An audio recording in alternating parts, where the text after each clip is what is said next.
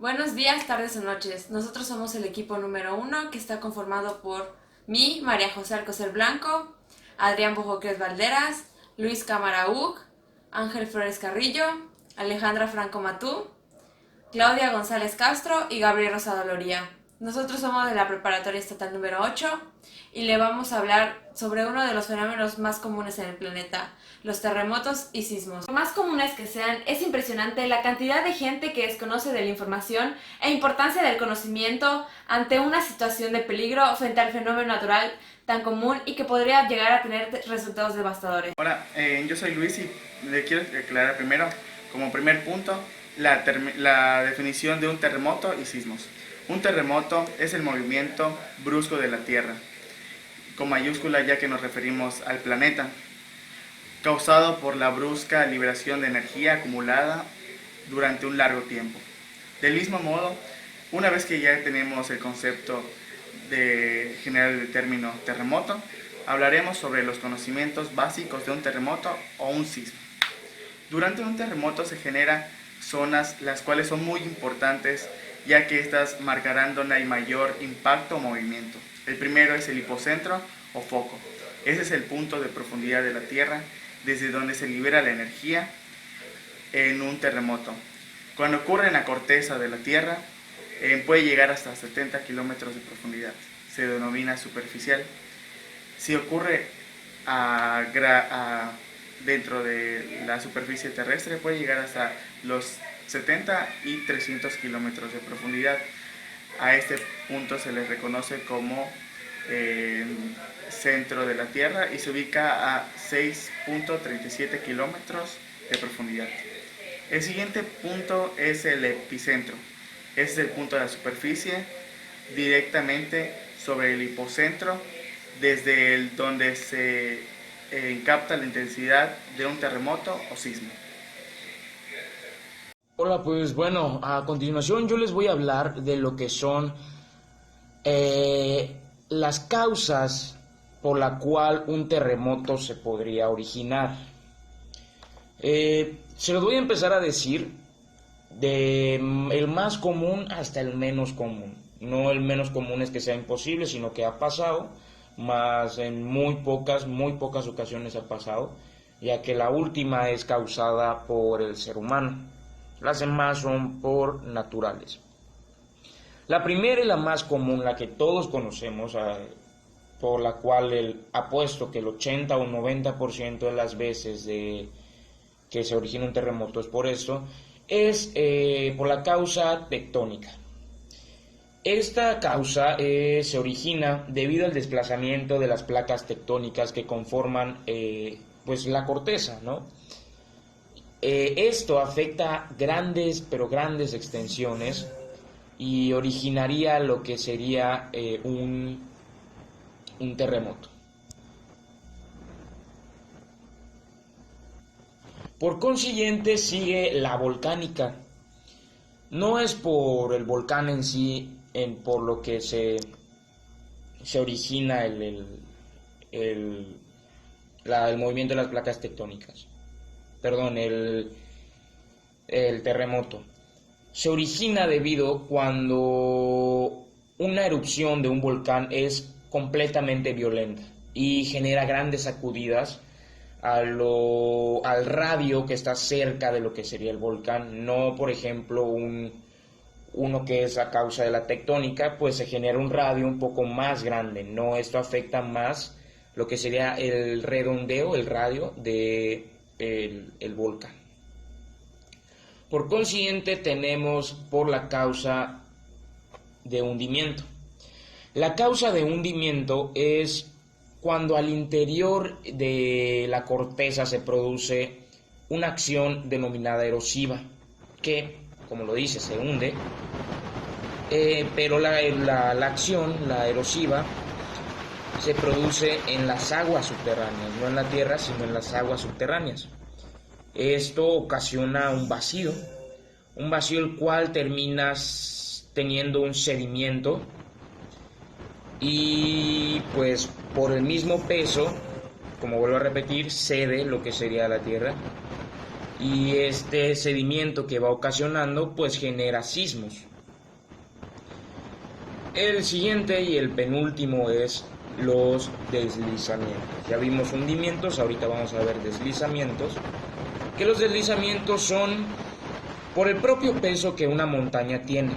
Una montaña tiene, pues mientras más peso tiene, menos resistencia va a tener ese peso. Por lo mismo se denominan los deslizamientos a la caída de proporción de la montaña, cuando va cayendo masa de la montaña por los lados, por las falderas, puede llegar a ser un deslizamiento a lo largo de una falla. Por lo mismo, mayormente existen demasiados deslizamientos en el mundo, pero hay unos que llegan a tener una gran magnitud y que pueden lograr lo que es un terremoto. Que yo sepa, a mi investigación no encontré ningún ejemplo de un terremoto a causa de un deslizamiento. Por último, les voy a contar de las explosiones atómicas. Así es, como les dije, es causada por el ser humano. Esta es imposible que sea por causa natural. Una explosión atómica es imposible que sea por causa natural, ya que se tienen que formar diferentes moléculas, diferentes sustancias, las cuales únicamente el hombre, con sus manos, vaya la redundancia, únicamente el hombre puede originar para luego destacar a lo que sería una bomba atómica. La bomba atómica, como saben, es algo que emite una frecuencia de radio muy, muy fuerte, lo que sí podría ocasionar un sismo en la relación de las entidades cercanas en donde se haya explotado, donde haya sido la explosión, perdón. Y bueno, pues eso sería todo. Ahorita vamos a pasar con nuestro compañero Ángel. Muchas gracias. A este modelo del ciclo de acumulación de esfuerzo, falla y liberación de esfuerzo es nombrado repercusión elástica. En las zonas de subducción es en donde se registran los temblores más profundos. Las zonas conocidas como las más activas del mundo, en estos términos forman dos grandes alineaciones de miles de kilómetros de longitud y solo unos pocos de ancho. Cinturón circumpacífico, conocido como Cinturón de Fuego. Rodea casi totalmente el Pacífico. Se extiende a lo largo de las costas de América del Sur, México y California hasta Alaska. Después continúa por las islas Aleutianas, antes de dirigirse hacia el sur a través de Japón y las Indias Orientales. La mayor parte de la energía sísmica se libera en esta región. Libera entre 80 y 90% de la energía sísmica anual de la Tierra. Cinturón Eurasiático Melanésico, Alpino Himalaya, que incluye las cordilleras alpinas de Europa y Asia, conectando con el anterior en el archipiélago de Melanesia. Desde España se prolonga por el Mediterráneo hasta Turquía, el Himalaya y las Indias Orientales. Esta inmensa falla se produce por las plataformas africana e india que se mueven hacia el norte, rozando levemente la plataforma eurasiática. Aunque la energía liberada aquí es menor que en el Pacífico, a lo largo de los años ha producido devastadores terremotos como el ocurrido en China en 1976, donde murieron más de 650,000 personas. Una tercera región altamente sísmica la formaría la dorsal mesoatlántica, ubicada en el centro del Océano Atlántico. La superficie terrestre se divide en tres zonas. La primera son las regiones sísmicas, zonas activas de la corteza terrestre muy propensas a sufrir grandes movimientos sísmicos. Coinciden con las zonas de impacto o roce de las placas. Las regiones penisísmicas son las en las que solo se registran terremotos débiles, de poca intensidad y no con mucha frecuencia. Y las regiones asísmicas, zonas muy estables de la corteza terrestre en las que raramente se registran terremotos.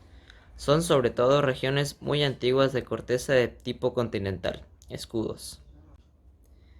Al momento de producirse un terremoto en alguna de estas zonas, los movimientos se producen de un lado a otro o de arriba a abajo. La dirección horizontal es oscilatoria y la vertical trepidatoria. Mi nombre es María José Alcocer Blanco y les voy a hablar sobre la escala de los sismos. La escala de intensidad es una evaluación cualitativa de la clase de daños causadas por un sismo. Hay factores capaces de afectar, tanto como la cantidad de energía liberada, lo que es la distancia del epicentro, la profundidad focal del sismo, la densidad de la población, la geología local del área, así como el tipo de construcción de los edificios y la duración del sacudimiento. La escala de Mercalli. 1. La intensidad 1 es la sacudida. Está sentida por muy pocas personas en condiciones especialmente favorables. La escala 2 son las sacudidas sentidas solo por pocas personas en reposo, especialmente en los pisos altos de edificios. Los objetos suspendidos pueden oscilar. La escala 3 es la sacudida sentida claramente en los exteriores, especialmente en los pisos altos de los edificios. Los vehículos estacionados pueden moverse ligeramente. La escala 4 es la sacudida sentida durante el día por muchas personas en los interiores y por pocas en el exterior. La escala 5 es la sacudida sentida casi por todo el mundo. Algunas piezas de vajillas, vidrios de ventana, etc. se rompen. Se observan perturbaciones en los árboles, postes y otros objetos altos. La escala 6 es la sacudida sentida por todo el mundo. Muchas personas atemorizadas huyen hacia afuera. La escala 7, advertido por todos, causa daños sin importancia en edificios y causa daños ligeros en estructuras ordinarias, bien construidas, así como daños considerables a las débiles o más planeadas. La escala 8, son daños ligeros en estructuras de diseño especialmente bueno, daños considerables en edificios ordinarios, con derrumbe parcial, se puede ver arena y lodo en pequeñas cantidades y hay un cambio en el nivel del agua en los pozos. La escala 9 es cuando el terreno se agrieta notablemente y las tuberías subterráneas se rompen. La escala 10 es cuando hay destrucción de estructuras de madera bien construidas. Las vías del ferrocarril se tuercen y hay considerables deslizamientos en las márgenes de ríos y pendientes fuertes. La escala 11 tiene como consecuencia la destrucción de puentes, así como anchas grietas en el terreno, y las tuberías subterráneas quedan fuera de servicio, y hay hundimientos y derrumbes en terreno suave. La escala 12 es cuando hay una destrucción total y ondas visibles sobre el terreno, así como perturbaciones de las costas de nivel. La escala de magnitud o de Richter fue ideada en 1935 por el sismólogo Charles Richter, y los valores van de 1 al extremo abierto, y la medición es cuantitativa, mide la energía sísmica liberada en cada sismo independientemente de la intensidad. Es la manera más conocida y más ampliamente utilizada para clasificar los sismos. Hola y muy buenas tardes. El día de hoy les enseñaré a realizar una mochila de emergencias en el caso de sufrir o estar en un terremoto. Yo aquí ya tengo mi mochila preparada, ¿ok? Lo único que no metí en mi mochila es esta ropa, es la que pueden ver aquí a un costado. Esta es la mochila que yo tengo designada para la emergencia. No es una mochila que realmente se utilice para este tipo de cosas, sin embargo, pues es una mochila que a mí me sirve en casa para tener preparado por cualquier cosa. Es una mochila segura, es una mochila que tiene asas para la espalda para que sea más fácil de cargar.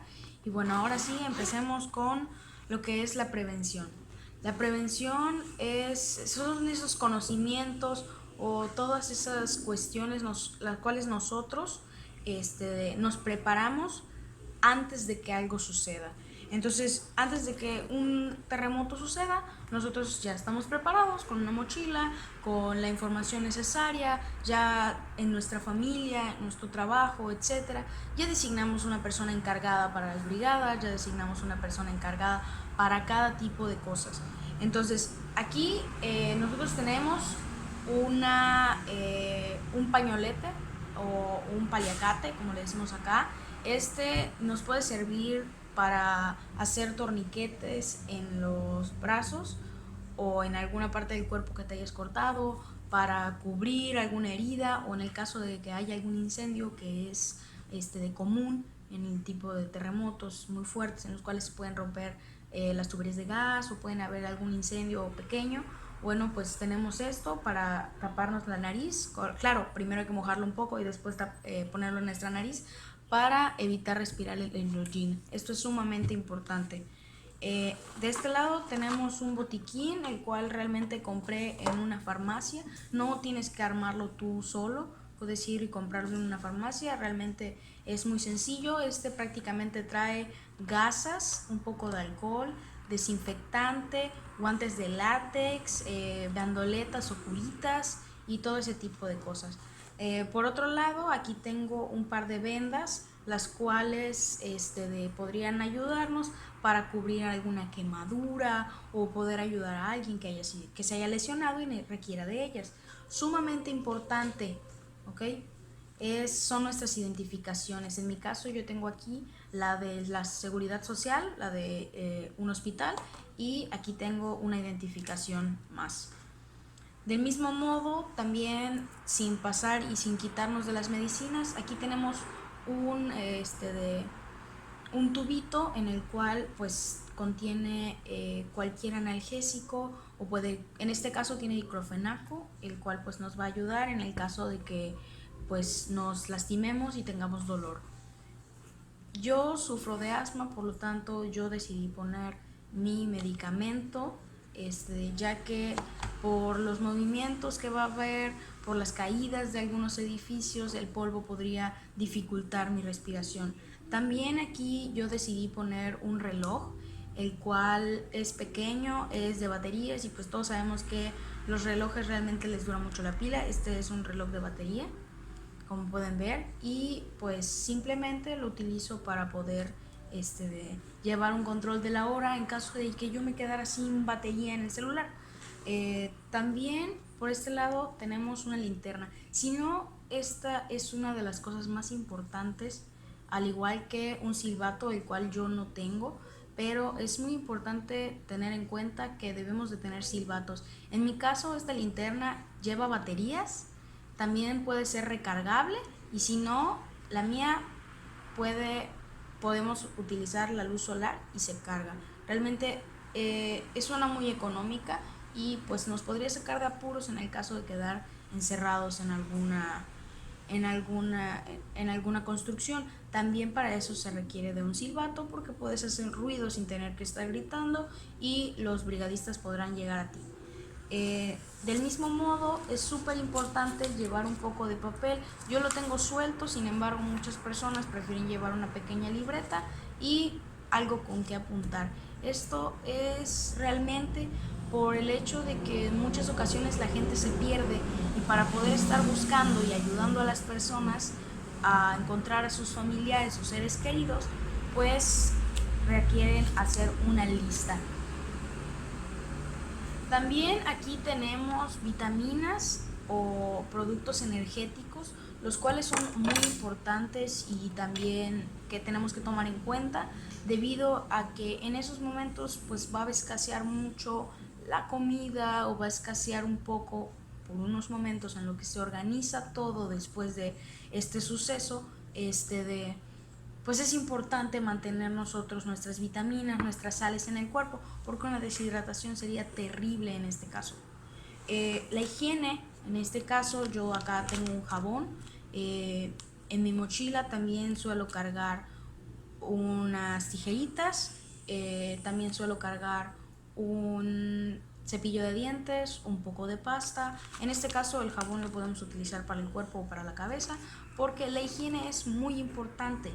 Repito, la higiene es importante, y quiero recalcar la razón, porque en este tipo de casos hay mucho polvo, hay muchas bacterias, y nosotros nos podemos enfermar, podemos infectar a demás personas, y pues ese no es el caso. El caso es ayudar. También no queda de más tomar cursos como de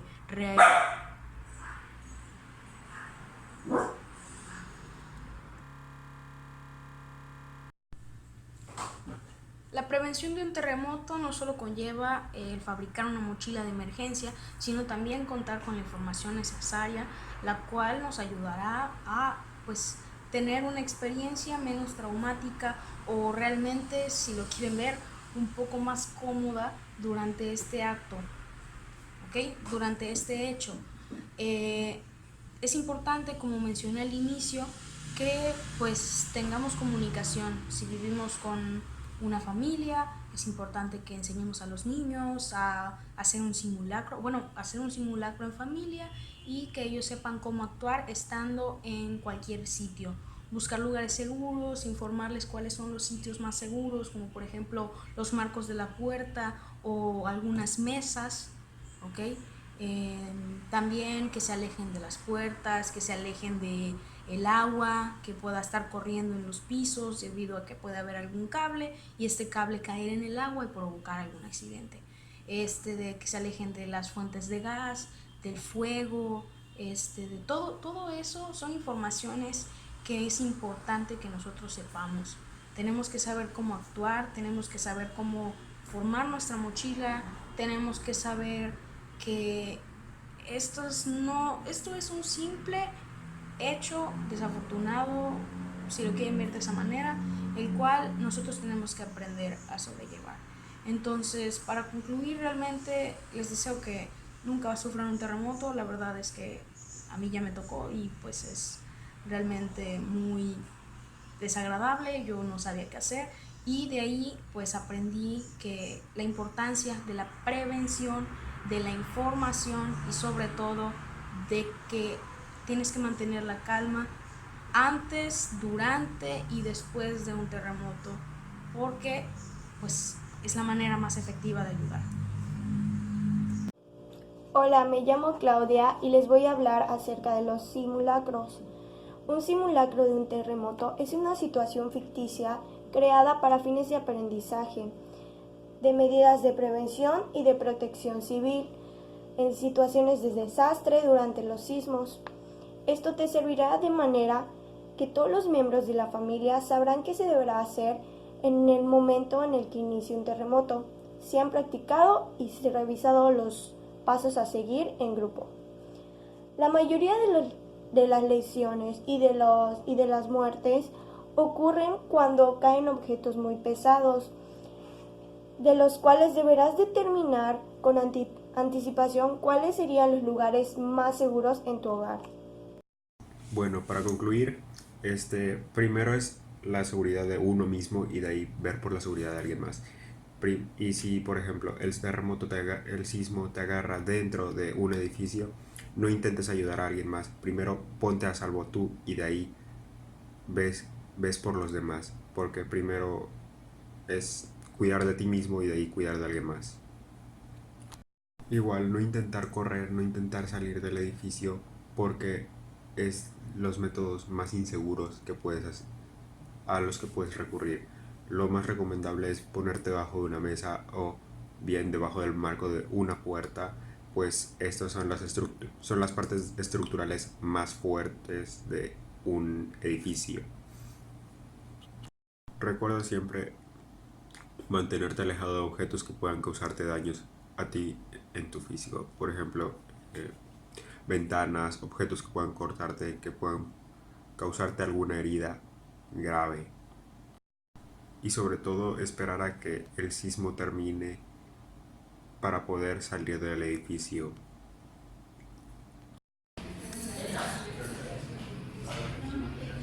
A continuación se les dará a conocer las medidas preventivas más básicas que se deben realizar al momento en el que se llegara a ocurrir el evento. Colocarse debajo de una mesa o escritorio y agarrarse de él.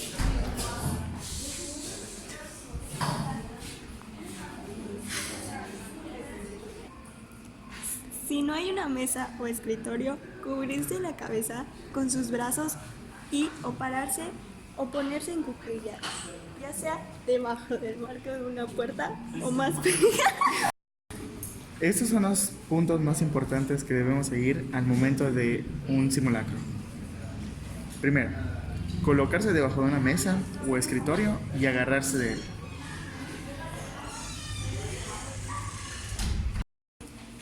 En dado caso que no haya mesa o escritorio, cubrirse la cabeza con sus brazos y o pararse de pie o ponerse en cuclillas, ya sea debajo del marco de una puerta o lo más pegado posible a un rincón de la casa o edificio. En dado caso que esté cerca de una ventana, alejarse de vidrios y objetos pesados como libreros, armarios, calentadores que puedan caerse con las sacudidas. Si te encuentras en un edificio o en una casa, quédese allí. Mucha gente, al tratar de escapar, resulta herida cerca de las entradas de los edificios con los materiales que caen.